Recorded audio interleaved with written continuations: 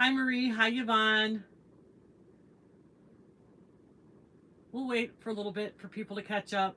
Probably not going to be a very big crowd today. It's 2 o'clock on a Tuesday afternoon, and that's okay. Let's see if I missed anybody. Regina and Angela, hi, guys.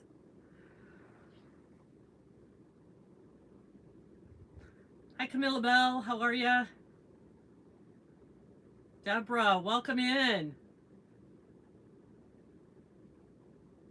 So, guys, who's all doing your Tunisian TCAL? The Tunisian my mouth's not working. Tunisian sampler shawl.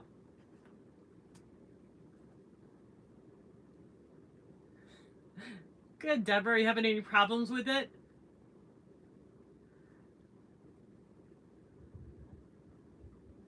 Hiya, how are ya? Welcome in, everybody. Hey, Crochet with Diane, how are ya? Hey, Jackie.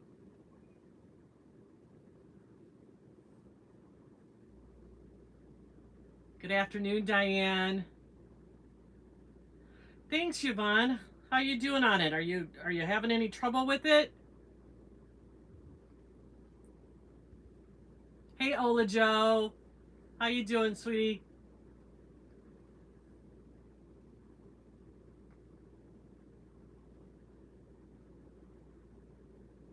Oh, I totally get your plate being full. No problem.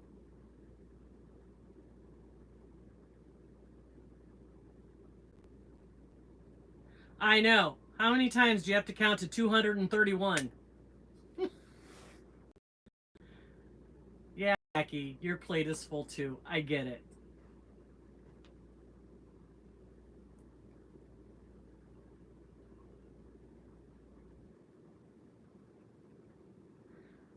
That mistakes are no big deal. If you're learning, that's the whole point.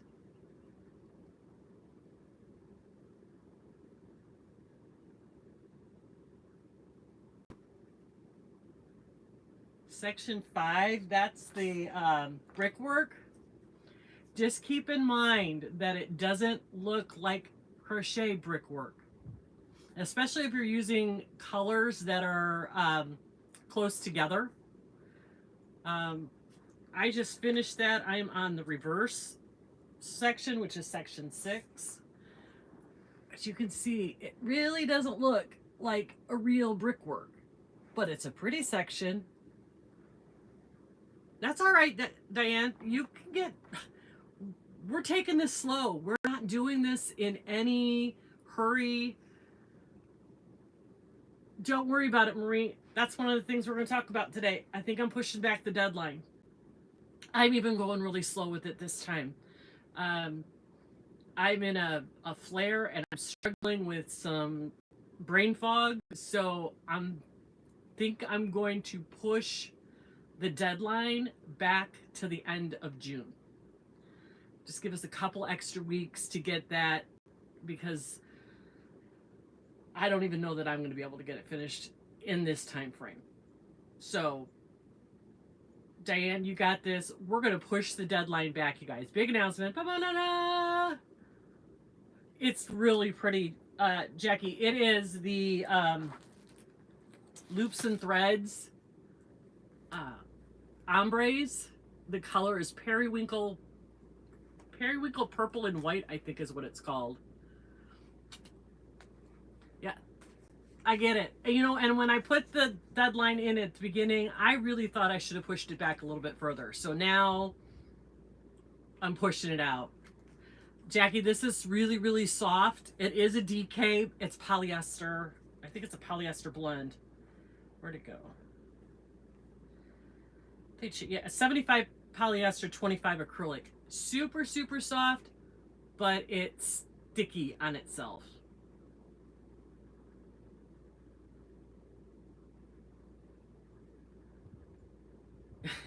It's beginner friendly. I agree, Deborah. You can do this. No problem, Camilla Bell. That's just you know, I wanted this to be something that's not stressed. I don't want to like add to anybody's stress because we all, who needs it? I don't, you don't. So, um, but anyway, let me give you a couple of tips that I have found doing this shawl. Tip number one, your center stitch is always going to be an odd number. Always. It's going to be an odd number. If it's not, you're wrong.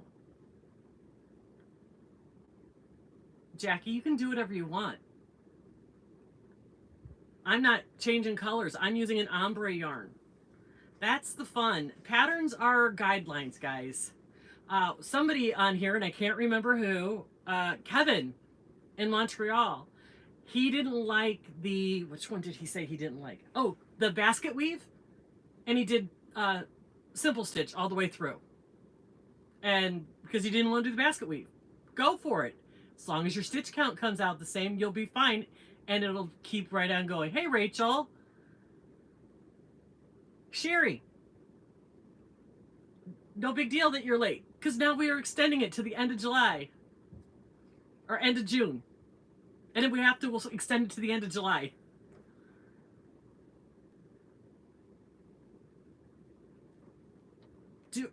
If you didn't like it, don't do it. I personally, don't tell anybody, I hate the bobble stitch in this. I'm skipping the bobble stitch. I don't know what I'm going to put in its place, but I'm skipping the bobble stitch. I like the fabric the simple stitch makes, Jackie. It's okay. I think it, I like the look of it. What don't you like about it? The look or doing it? Michelle, pinks and browns are one of my favorite color combinations.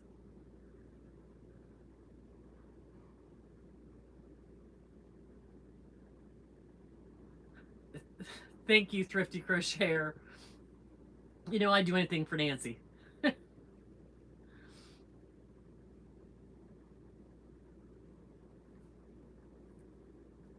So anyway, back to my little tips and tricks.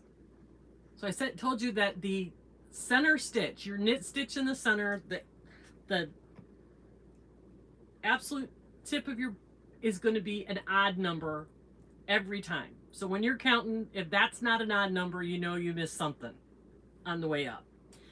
The other thing that I catch myself doing, and it's really easy to do, you get, by Jackie, you get into that rhythm on the return pass, and if you're just kind of flowing with it, sometimes, hey Judy, hope you had a good trip. I can't wait for your video on Thursday. So on your return passes, you're going through, sometimes you'll go through 3 instead of 2 loops. And if you don't catch it when you're coming back the other way, you're going to be short a stitch. So that's a way that your stitch count gets thrown out. I know you don't, Judy, and that's fine, but I do appreciate you stopping by. I just really hope you had a good time at the yarn festival. Can't wait to see what you got, because I bet you got some beautiful yarn. I'm very jealous that you got to go to a yarn festival. They don't have those here in the South.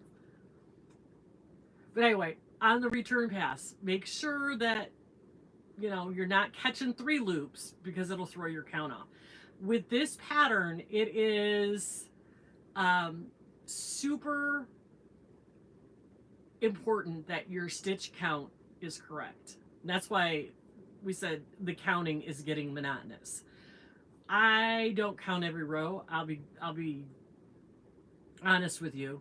I count like every other row, and it gets monotonous. I'm not gonna lie. I've had to frog it a couple of times, and that's okay. That's one of the reasons why I'm going way slower on this than I did the last one. The last one I kind of put myself under a lot of pressure because I wanted to get it done in time to yeah, she's got Hooker versus Hooker coming up.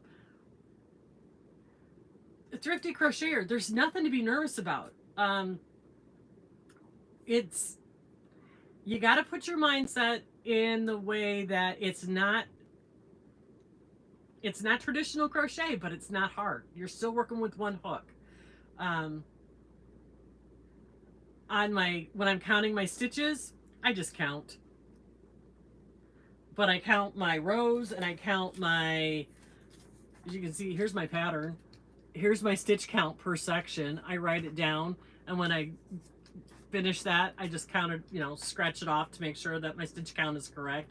Like the section 6 is the reverse section.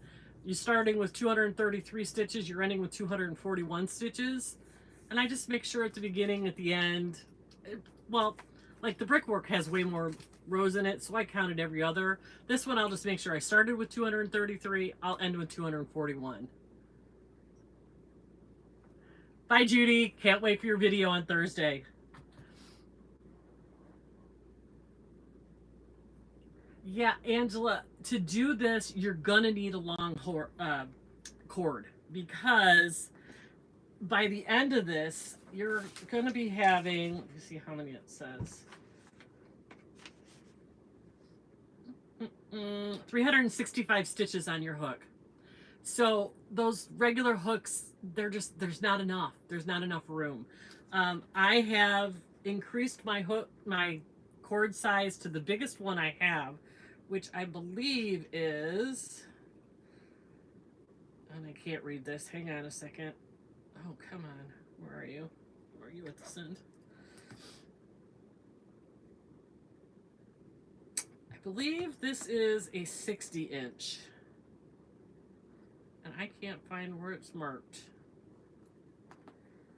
But I think this is the biggest one I have in my collection at the moment. But it is this long. Now, this is overly long. I'm not using all of this.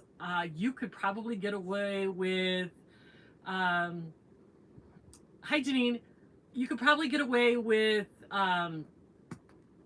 like a 42 or a 48 inch. I put the longest one I have on here so that I don't have to keep changing it. 47-inch will work, Yvonne. It should be no problem. It really shouldn't. Your stitches might get scrunched up, but you should still be good.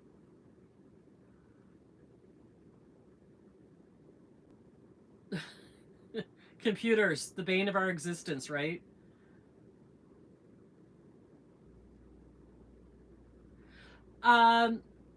You want to go up when you're looking at the yarn. If the yarn says, like this yarn says to use, what does it say? This says to use a 4mm hook. I'm using a 7. So you want to go up at least 2 sizes from a regular crochet hook. Now, if you're using a pattern, of course, use what the pattern suggests. And again, the rebel that I am, this pattern, and the pattern is by Haley Joanne Robinson. It's free on Ravelry. There's a link to it in all of my Tunisian Tuesdays from the last couple of weeks, so that you can go in and get a direct link to it on Ravelry. She suggests a 6mm hook. I went up to a 7, just because I wanted something a little bit bigger. Yvonne, hi, how are you, South Florida? Hi, Karen, good afternoon. So if you're just looking at the yarn, yes, you're going to go up minimum 2 sizes from the yarn recommendation. But if you're going to follow a pattern, you follow what the pattern designer suggests. That's, unless you want to go up one more. Now, when I did my test pattern for the cardigan, the gingham cardigan, I ended up going up 2 sizes to meet gauge. So,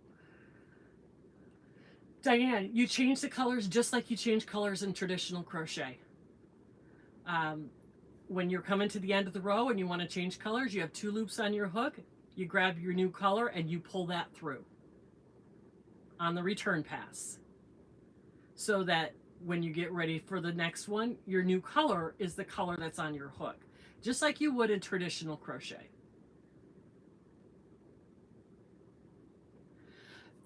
Double-ended crochet hooks are for doing Tunisian in the round. And we're going to get to that sometime this year. No, you can do a 40-inch cord. It'll be tight. You'll squeeze them on there, but you can do it.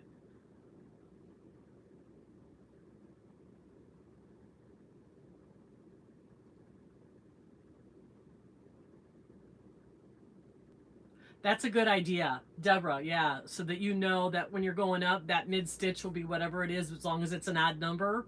Then you know you're doing you're getting it. You're getting it all the right way, so that you're not frogging it like 100 times like I've been doing.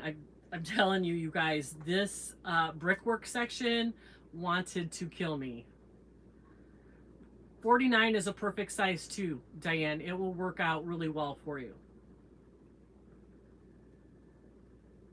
Now, the other thing I'm going to suggest when you're doing this is watch your tension. Tunisian needs to be done a little bit looser than your traditional crochet, but you also want to make sure that it's not too loose, so that your stitches can move freely on the hook, but you don't want them, just flopping around.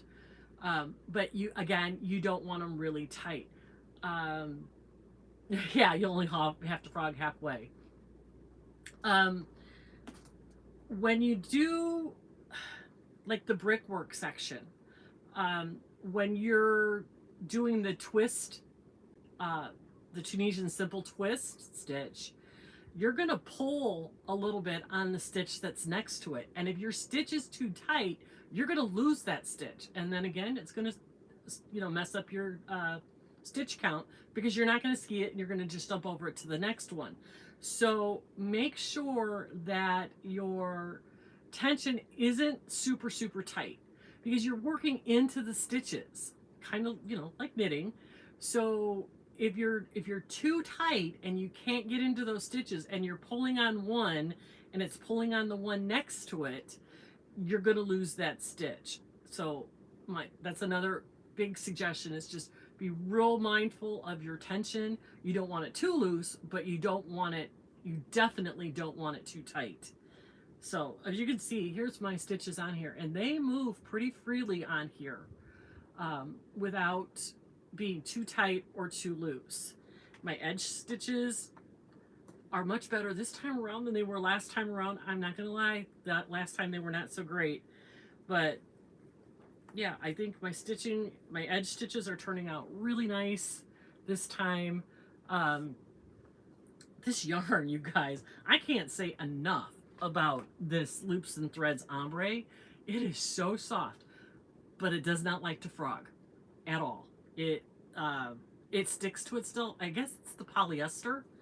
It just kind of sticks to itself, so it's not been fun to frog, let me tell you. When I've only wanted to frog a few stitches, I'm frogging half a row. What are you gonna do? What are you gonna do? You just keep on doing.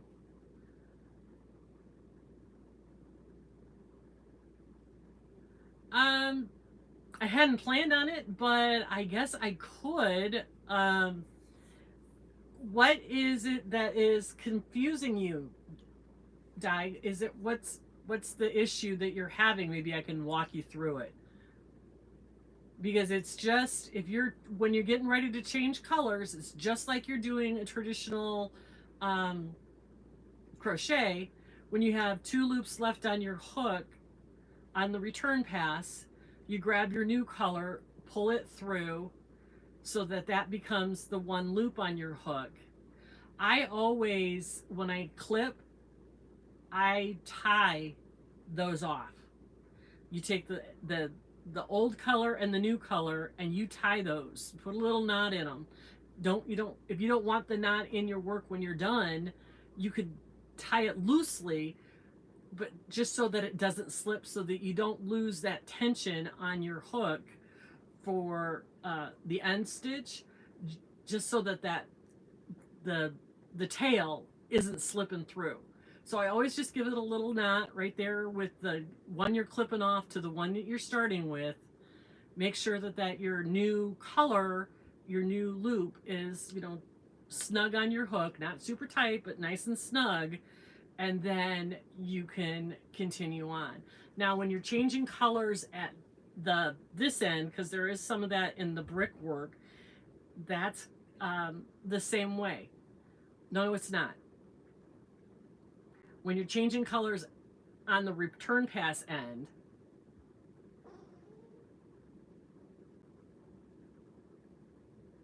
the stitches will walk, my stitch tutorial will walk you through it. Always remember, the first stitch in every row of this is the increase. So it's always going to be a full stitch.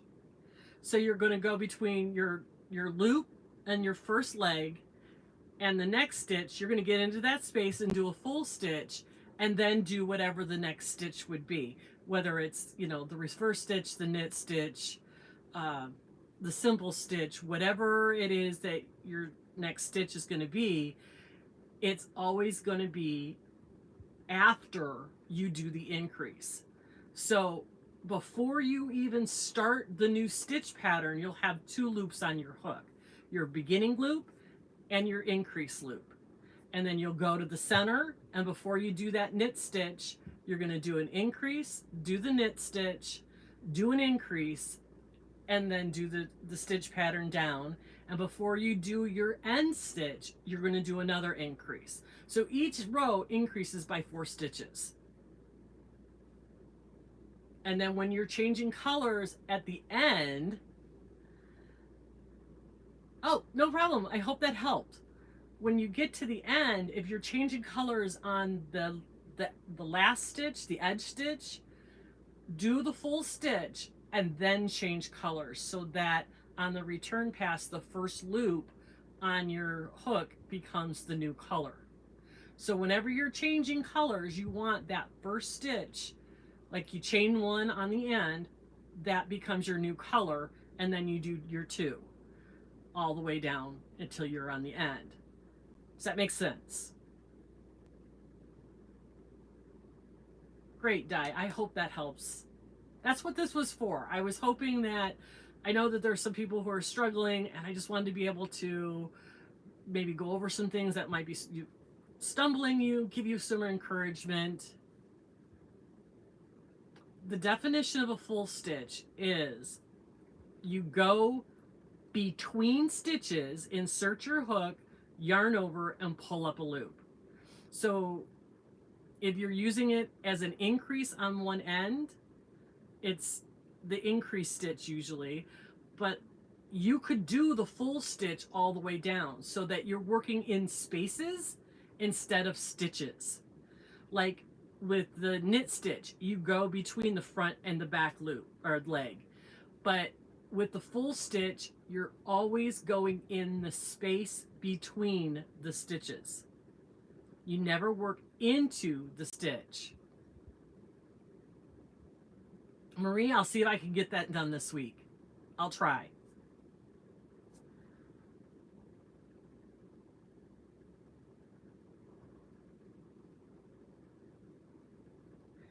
Yes, the beginning stitch, that full stitch, will always be your first stitch. It'll become the second loop on your hook. Then when you get to the center, you're going to do 1 full stitch on each side of the knit stitch, which is your centerpiece. And then on the way back down to your edge, you're going to do another full stitch, which is the increase, and then your regular edge stitch. No, it is not a regular single crochet. It's just pulling up a loop. How can I explain it? When you go into this, I'm not set up to do it, so I really can't. But when you go into the space, you yarn over and pull up a loop. And then you just, it's just like, how can I, kind of think about it this way. When you're doing your foundation row and you've got your chains and you're turned over, you're going into the back bump and pulling up a loop. That's kind of what you're getting at. That's a full stitch, but it's the same technique. yes, there is a tutorial for the full stitch in my Tunisian Tuesday playlist.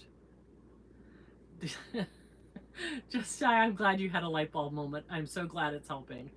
Um, you're just when you're working into the spaces and pulling up a loop, that's all you're doing. You're not adding anything to the stitch, like with the twisted simple stitch where you insert your hook, twist it, and then pull through. That's the two-step process. With a full stitch, all you're doing is inserting into the space, yarning over, and pulling up a loop. I hope that makes sense. There is a tutorial on my playlist for Tunisian Tuesday. If for some reason my tutorial doesn't help you, there are lots of tutorials out there for the stitches. Tony, TL Yarncraft, she's a good one. Good, Camilla Bella, thank you so much. So there's a lot of people. Just go to YouTube and Google Tunisian full stitch. Because if my teaching method doesn't work for you, somebody's will, and that's okay, because everybody learns differently. Everybody has a different teaching technique. I was doing some refresher work the other day, and I came across a tutorial for the Tunisian twisted knit stitch, and I was like, oh no, that's not how I was taught. So there's always different ways to do things. So if what I've shown you doesn't work for you, please, by all means, check out somebody else's video that might help you out, because I don't want you to stress about this. We're going to get this. So anything else, you guys? I know that there's not a whole lot of you doing it, but that's okay. Those of us who are doing it, we're having a good time with it, I hope. I really love this pattern. I think that it's very, very beginner friendly, but it will help those of you who are, I'm not going to say afraid, hesitant to try Tunisian. This will give you a little bit of a boost in your skills, and you're gonna have something really pretty at the end, because it's a really pretty pattern. But if you have to change it up, change it up. If you find that you really don't like doing the basket weave and you just want to do simple stitch, go for it.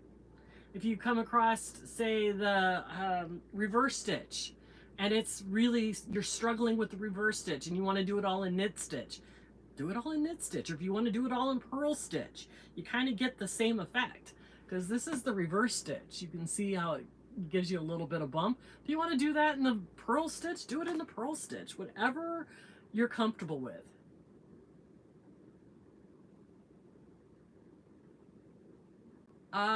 There isn't any that you need to carry your yarn, Yvonne. Let me see what section 11 is. I've never carried any yarn.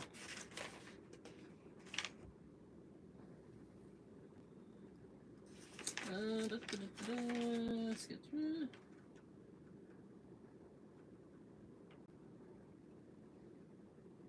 Yeah, that's the slanted one.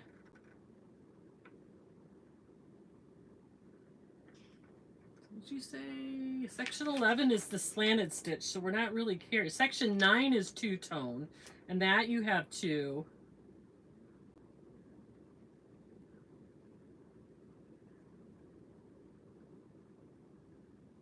I will double check that, and I will see what I can do. If I can make a video, I will, for that two-tone row.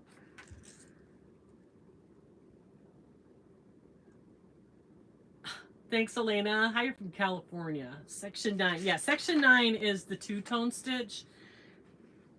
Maybe this weekend I can do a tutorial on that section and how you can to get that section done. I'll see if I can get that done. I'm not promising anything, but I'm going to try. Yeah, section 9 that's the two-tone section, And it says, let's see, pattern row with ease, full stitch, simple stitch, do the reverse pattern. See, you're not carrying yarn. You're going up with one color and back with the other. And then when you're down to this side, you go up with one color and come back with the other color. At least that's what I'm reading. Let's see. With E, full stitch, simple stitch to the center, simple stitch to the end. Work the return pass in color D. Pattern row 2 with D, go to the other side, do the return pass with color E. So you're not carrying the yarn, you're just leaving it at one end.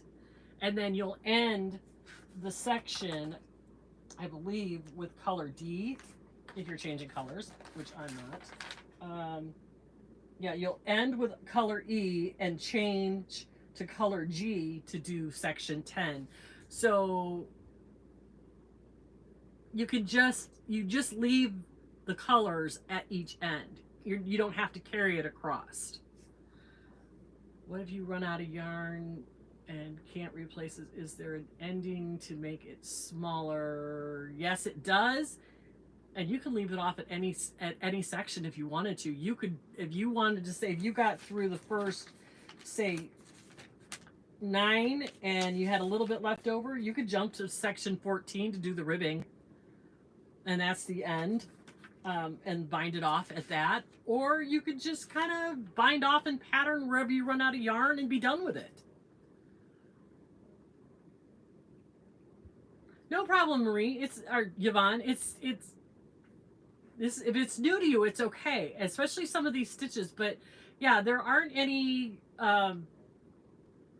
You don't have to carry any yarn because it's so big. To carry yarn all the way up and back down, that would be a mess on the back. So it's not practical. So you're leaving yarn at each end and doing a forward and return pass with one color, then doing a return and a forward pass with another color, so that the color change back and forth.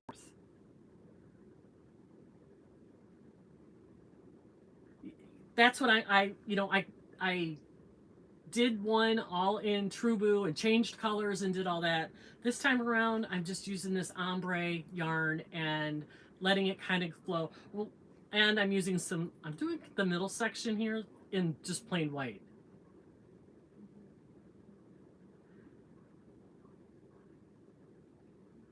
Yes, as long as you are at an odd in the center, you're good. Yeah, it's you this isn't something you have to overthink. It'll come to you. And she wrote it specifically for beginners. And when I talked to her and told her that we were going to do this, I said, what is your one specific tip for everybody who's doing it, especially beginners? And she said, just watch your stitch count. Just watch your stitch count.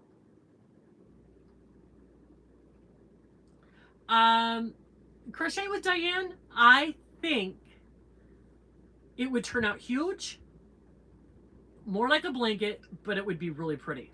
Absolutely. You're going to have to go up really big on your hook. If you're going to go to a 4-weight, I would definitely go to a 9 or a 10, 8, 9, or 10 on your hook size. But I think it would be beautiful. It would really be a huge blanket shawl, and I think it would be really cool. You too, Camille Bell. Have a great afternoon. I'm getting there. I have a doctor's appointment tomorrow. Hopefully we'll figure out what's going on. So does anybody have any other questions? We've been on here for a half an hour. I don't want to take up too much more of your time, but I do appreciate everybody coming in. If you could hit the thumbs up, I'd really, really appreciate that. So anybody have any other questions before we sign off?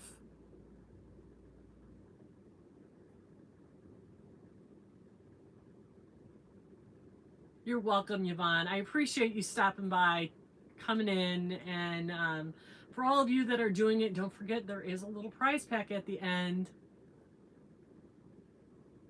Thanks, Deborah. Thanks, Michelle. Have a great day, everybody. I really do appreciate you. Don't forget, you can email me, leave comments, whatever. I'll get back to you if you have any questions. So with that, you guys, I'm going to let you go. Take care of yourself. Give yourself some grace. Be kind to everybody. We'll talk to you tomorrow. Have a good one.